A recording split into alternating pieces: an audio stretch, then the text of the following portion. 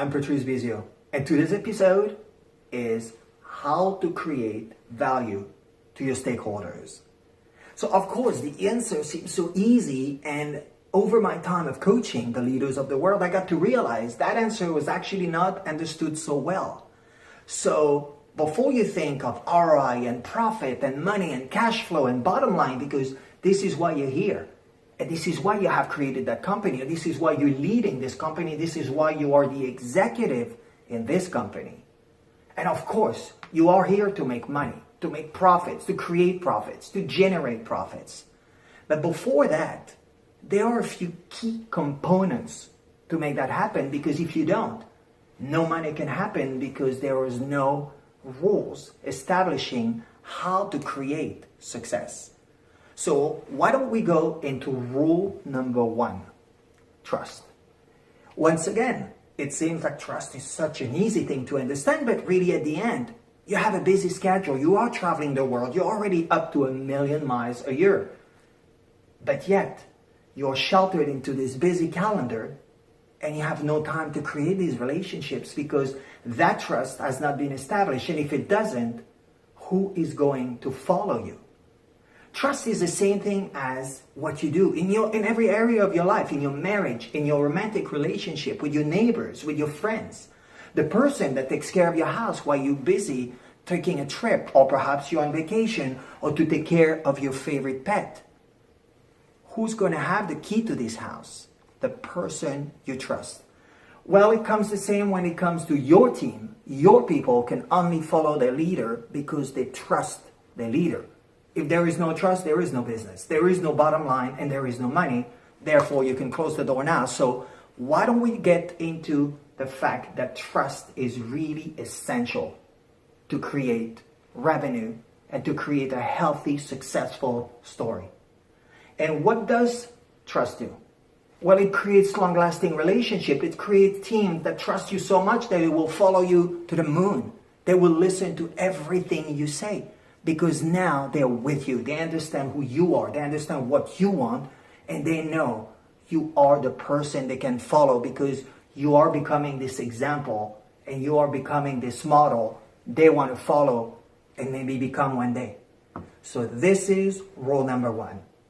Let's address rule number 2, relationships. And once again, yes, of course, I understand that. Oh, really? But well, why don't we have so many problems, and why don't we need HR to always be part of the problem? Because of the relationship problem we have. And when I say relationships, this is what I mean by that. When you are having a board meeting, or when you're having a project and you're bringing your team together, relationships is about understanding people, and by that, ask them, listen to them, be part of what they want, be part of what they can suggest. Ask them all the questions, because you might be surprised implementing your project with ideas you would never think of. Those relationships are going to help you to grow. And I understand being a leader is making decisions and taking decisions for others and telling people what to do. But in the process of that, there is a huge, huge part of listening and bringing people into your life with you. And we talked about it earlier in another episode where I talked about vulnerability.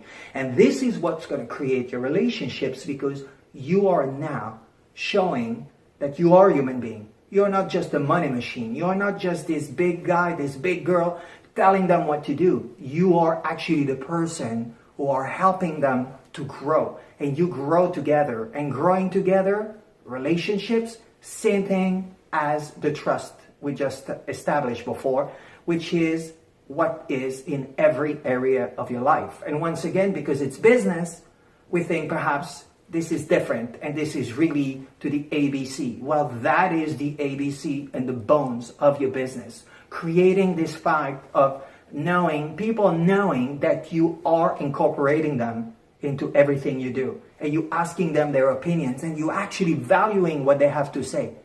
Now, once again, they're going to follow you to the moon and back just because you are respecting them and you are creating this bond that's everlasting.